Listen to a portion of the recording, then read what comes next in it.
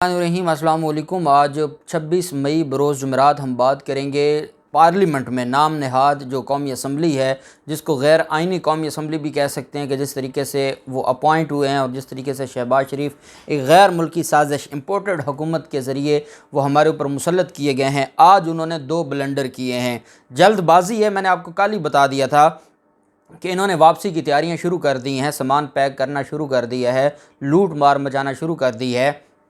आज पार्लिमेंट का इजलास बुलाया गया और आज पार्लिमेंट के इजलास में बग़ैर जो 2 बिल पास किए गए, नैब के ख़िलाफ़ जो तरमीम थी, नैब का हुलिया बिगाड़ के रख दिया है, और दूसरी तरफ EVM और ओवरसीज़ पाकिस्तानियों का जो हक़ छीना गया है वो कवानीन जल्दबाजी में बग़ैर बहस करवाए इन्होंने कर दिए। लेकिन मैं आपको बताने जा रहा हूँ कि EVM और जो ओवरसीज़ पाकिस्तानियों का, स्पेशली ओवरसीज़ पाकिस्तानियों का जो हक़ छीना है, मैं ओवरसीज़ पाकिस्तानियों को मुबारकबाद पेश कर दूं कि ये कानून नहीं ठहरेगा। ये सुप्रीम कोर्ट इसको नल एंड वॉइड डिक्लेयर कर देगी। मैं आपको सुप्रीम कोर्ट की वो जजमेंट्स आपके सामने रखने जा रहा हूं, जिन जजमेंट्स में सुप्रीम कोर्ट ने कहा कि ओवरसीज़ पाकिस्तानियों के अलावा वोट नहीं होगा, लाहौर हाई कोर्ट ने कहा कि वोट नहीं होगा। ये पार्लियामेंट सुप्रीम कोर्ट की डायरेक्शंस को, जो कि आइन के मुताबिक हैं, गैर आइनी कोई कानून कैसे पास कर सकते हैं वो मैं आपको बताऊंगा। और सुप्रीम कोर्ट ने हाल ही में शहबाज शरीफ और आसिफ जरदारी की जो चोरी बचाने का NRO का जो मंसूबा था, जब उस पर नोटिस लिया था तो उसमें जो अकाउंटेबिलिटी लॉज में मॉडिफिकेशन का मामला था उससे भी रोक दिया था। ये दूसरी तौहीन अदालत है जो इन्होंने आज की है। अहम तफसीलात मैं आपके साथ शेयर करूँगा, और पाकिस्तान तहरीक इंसाफ ने भी बड़ा ऐलान किया है, उसके ऊपर भी हम बात करेंगे। पहले तो मैं आपको बता दूं कि नैब कवानीन के साथ इन्होंने क्या हशर किया है। नैब तरमीमी बिल 2021 में दूसरी तरमीम शिकवार मंजूरी दी गई है। बिल के मतन में कहा गया है कि चेयरमैन नैब की रिटायरमेंट के बाद का तरीक़ाकार वज़ा किया गया है। चेयरमैन नैब की रिटायरमेंट पर डिप्टी चेयरमैन कायम मुकाम सरबराह होंगे। मतन में कहा गया है कि डिप्टी चेयरमैन की अदम मौजूदगी में इदारे के सीनियर अफसर को चार्ज मीन्स के जावेद इकबाल को हर हाल में इन्होंने हटाने के लिए ये तुल गए हैं। साथ उन्होंने कहा कि जो वफाकी या सूबाई टैक्स के मामलात होंगे वो नैब के दायरे इख्तियार से निकाल दिए गए हैं। माली फ़ायदा ना उठाने की सूरत में काबीना फ़ैसले नैब दायरे इख्तियार में नहीं होंगे। मिस यूज़ ऑफ अथॉरिटी हो जाए, लेकिन उससे अगर कोई माली फ़ायदा ना हो और वो साबित ही ना हो कि कोई इन्होंने माली फ़ायदा उठाया, कोई फाइनेंशियल बेनिफिट है, तो वो नैब के दायरे इख्तियार में काबीना के मंजूर किए हुए जो मामलात हैं। मतलब ये है कि जो सियासी लोग हैं जो हुकूमतों में या वजारतों में रहते हैं, उनसे भी पूछगछ नहीं की जाएगी। तरमीमी बिल में तरक्याती मनसूबे या स्कीम में बेकायदगी नैब के दायरे इख्तियार में नहीं आएगी। आप ये समझ लें कि आज के बाद नैब सियासतदानों के ख़िलाफ़ कोई कार्रवाई नहीं कर सकती। नैब को रोक दिया गया है। और ये तरक्याती मनसूबे, रमज़ान शुगर मिल याद रखना, वो तरक्याती मनसूबे की बुनियाद पर, और आशियाना हाउसिंग जो स्कीम है वो तरक्याती मनसूबे की बुनियाद पर इन्होंने वारदात डाली थी, जिसको ये वहाँ से निकलवाना चाहते हैं। किसी भी रेगुलेटरी इदारे के फ़ैसलों पर नैब कार्रवाई नहीं कर सकेगा। रेगुलेटरी इदारे वो ब्यूरोक्रेसी को बचाया गया है, सियासतदान और ब्यूरोक्रेसी को निकाल दिया है, तो फिर नैब में बचेगा कौन? फिर नैब किसानों के ख़िलाफ़ मुकदमे दर्ज करेगी, वकीलों के ख़िलाफ़ दर्ज करेगी, या किसी और के ख़िलाफ़? जब आपने सरकारी अफसरान को भी, ब्यूरोक्रेसी को भी बचा लिया, सियासतदानों को भी बचा लिया, तो फिर नैब करेगी किसके ख़िलाफ़? फिर नैब को फिर अख्तियार दे दें, वो फिर जजेस के ख़िलाफ़ शुरू कर दे और बाकी जो लोग हैं उनके ख़िलाफ़ शुरू कर दे। खुदा का खौफ करें। मैं एक बात रोता रहता हूँ, और वो ये है कि 18वीं तरमीम ने हमारे आइन का हुलिया बिगाड़ दिया।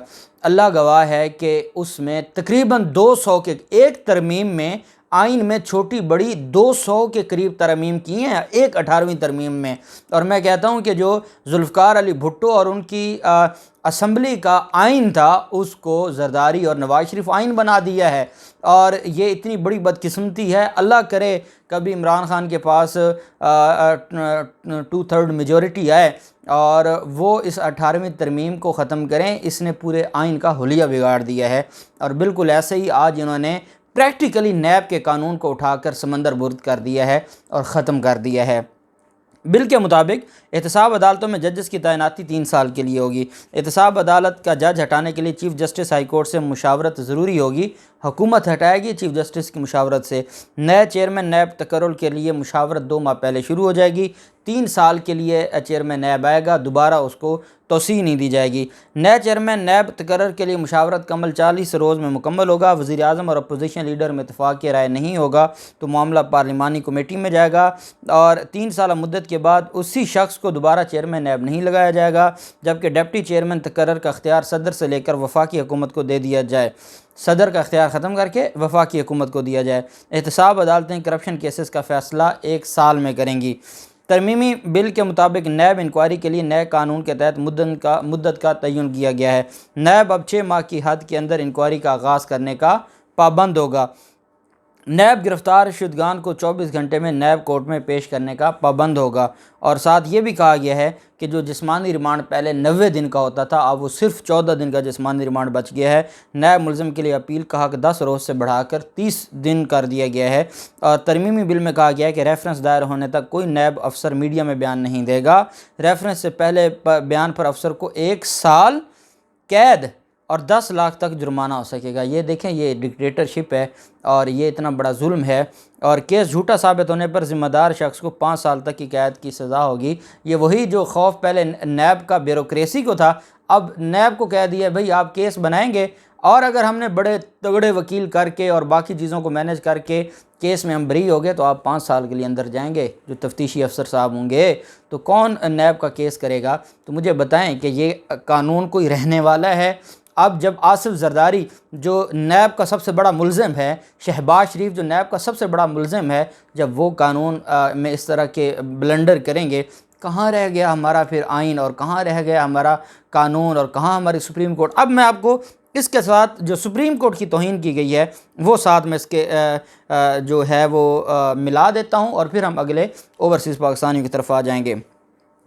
اچھا، یہ جو اسلام آباد 18 مئی 2022 کو جو سو موٹو لیا گیا تھا جسٹس مظہر علی اکبر نقوی صاحب کے خط پر، اس میں جہاں کہا گیا وہ میں نے آپ کو سارا پڑھ کے سنایا تھا کہ جتنا کچھ کیا گیا ہے، جو انویسٹیگیشن ہے یا کوئی کیسز کو واپس لینے کا معاملہ ہے اور تبادلے تقرری ہیں، یہ ساری چیزیں۔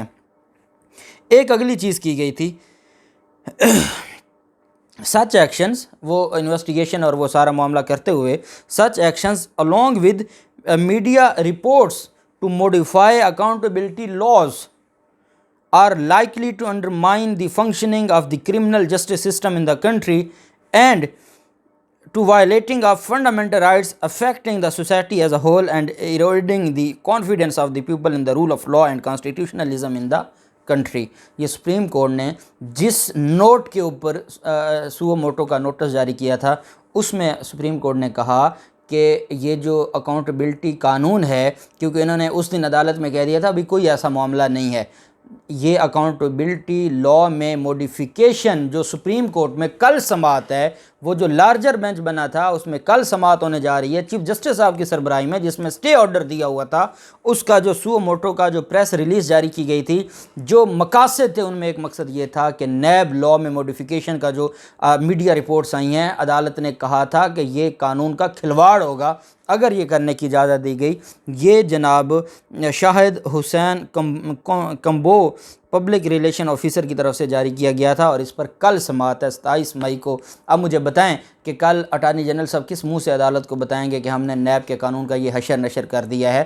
آپ کو ایک بات بتاؤں کہ جو آئین میں ترمیم ہے اس کو بھی supreme court null and void declare کر سکتی ہے، لیکن عام قانون تو آئے روز عدالتیں، ہائی کورٹس اور سپریم کورٹ اس کو غیر قانونی جو قرار دے دیتی ہیں، تو یہ کوئی قانون رہنے والا نہیں ہے۔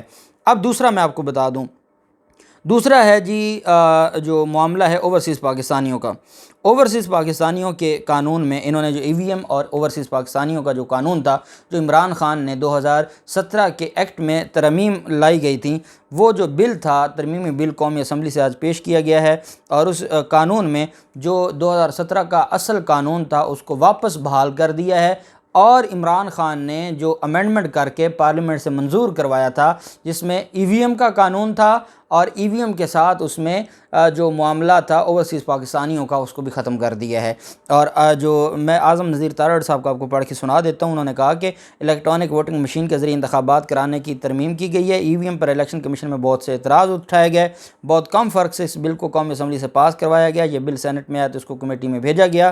انہوں نے کہا کہ مقصد یہ ہے اس بل کا، موٹی بات یہ سمجھیں کہ عمران خان نے جو ترمیم کی تھیں وہ ختم کر کے دوبارہ 2017 میں جو نواز شریف جو حکومت تھی انہوں نے جو الیکشن ایکٹ بنایا تھا، دوبارہ ہم واپس اس کو لے کر جا رہے ہیں اس نئی ترمیم کے ذریعے۔ جو پہلے عمران خان کے دور میں ترمیم ہوئی تھیں ان کو ختم کر دیا ہے۔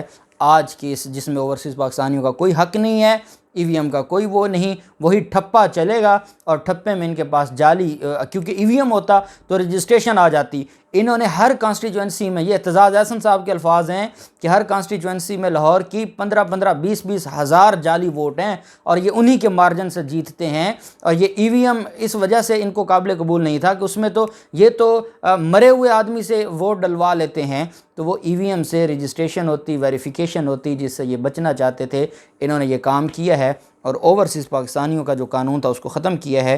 اوورسیز پاکستانیوں کے قانون کے حوالے سے P L D 2014 supreme court صفحہ ہے 72، جس کو اویلیبل ہے وہ پڑھ لے، اور P L D 2018 supreme court 788۔ پہلا جو ہے جو سپریم کورٹ چودھری ناصر اقبال کیس ہے، P L D 2014 supreme court 72، اور فرحت جاوید کیس ہے P L D 2018 supreme court 788۔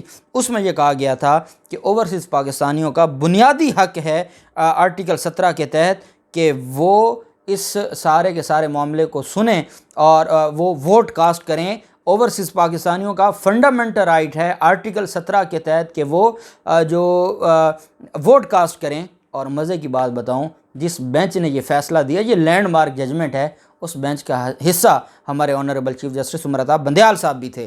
اب بندیال صاحب کا دیا ہوا فیصلہ اور یہ اس فیصلے کے خلاف قانون سازی کریں تو پھر مجھے بتائیں کہ ان کی قانون سازی کیسے رہے گی۔ اور لاہور ہائی کورٹ میں جو کیس پینڈنگ ہے، جس میں عدالت نے پچھلی تاریخ پر کہا کہ اوورسیز پاکستانیوں کو اگر کوئی قانون کا حق نہیں دے گا تو میں وزیر اعظم اور وزیر اعلیٰ کو بلا لوں گا، وہ الگ معاملہ پینڈنگ ہے۔ جلد بازی کی ہے انہوں نے، لیکن اور یہ ایکسپوز ہو گئے ہیں لوگوں کو۔ میں تو آپ کو پہلے دن بتا رہا تھا، عمران خان نے ہمیں یہ بتایا کہ یہ کس مقصد کے لیے آئے ہیں، اور آج یہ ایکسپوز ہو گئے ہیں یہ سارا کچھ کر کے۔ اللہ پاک پاکستان کامیاب ناصر ہو۔ بہت شکریہ۔ اللہ حافظ۔ پاکستان زندہ باد۔